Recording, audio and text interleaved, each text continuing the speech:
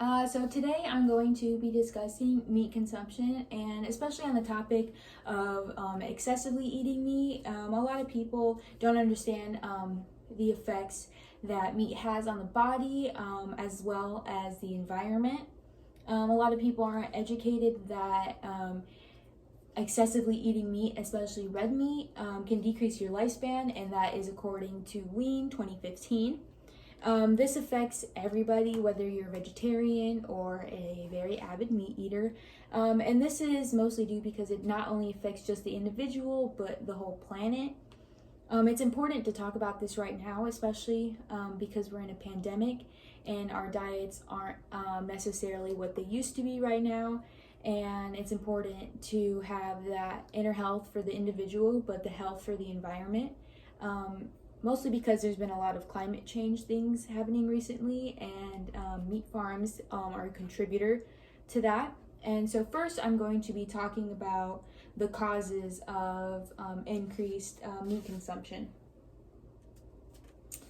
So according to Hamblin 2019, there's been an increase of the moderation of meat that we've been eating. It has actually doubled since the 1960s in America, and this can be attributed to the availability. There's a lot more meat available nowadays than it was back then.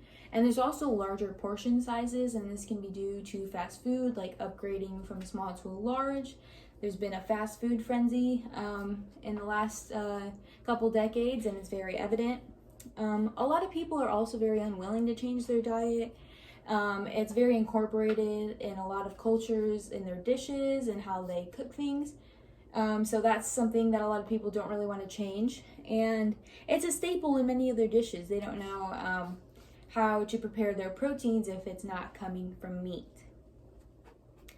And then there's been a study or saying that's came around that was like, if you eat meat in moderation, it's not that bad for you. But what does moderation mean? You know, a lot of people have a different idea of what a moderate portion of meat is. For me, it would be really small because I'm not a big meat eater, but for someone like my dad who's obsessed with meat, his portion of moderate would be a lot bigger, so that's very vague. And then next I'm going to discuss the effects of increased meat consumption. According to Wean 2015, there are unaware of effects. A lot of people don't know that it causes cardiovascular or cancer disease, cardiovascular disease and cancer. Meat leads to disease, leads to uncertainty, and meat leads to suffering. So with increased serving sizes, there is an increased risk, and a lot of this is based around red meats, which is a lot more popular than white meats, especially with charring. Charring has actually been proven to have an increased risk in cancer in people, and it's not just based on meats for charring, it's all foods with that.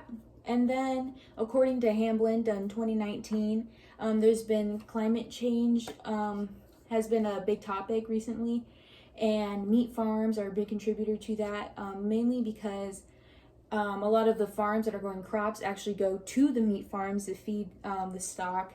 And if climate change continues down the line that it is right now, there's going to be difficulty supplying food because the planet just isn't capable of farming the way it used to be.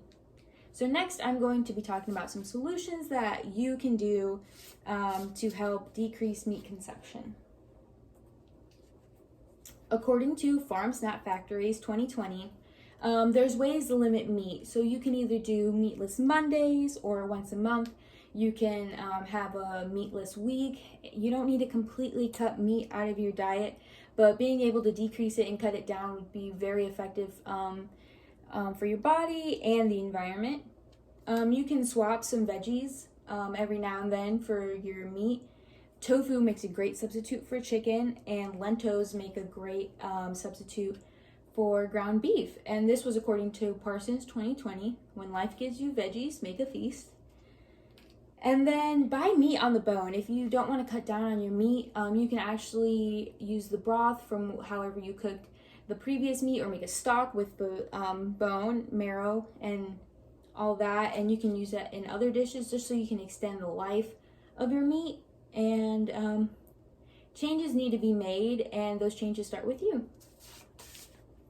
So, to review, I began with discussing the effects, the causes, and solutions of increased meat consumption. And a lot of the effects of meat are often ignored just because meat has played a huge role in people's lives and culture and dishes. So, it's not something that a lot of people are willing to change. And you have to seek discomfort. You can't have any productive change without feeling a little bit uncomfortable. You need to be able to go outside your comfort zone and try new things, and because you never know what you'll end up liking.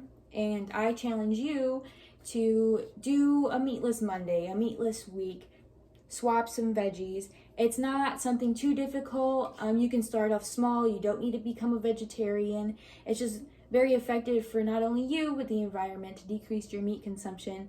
And I also challenge you to educate others about it and ask them how much meat they think they're consuming a week and what they can do to decrease that.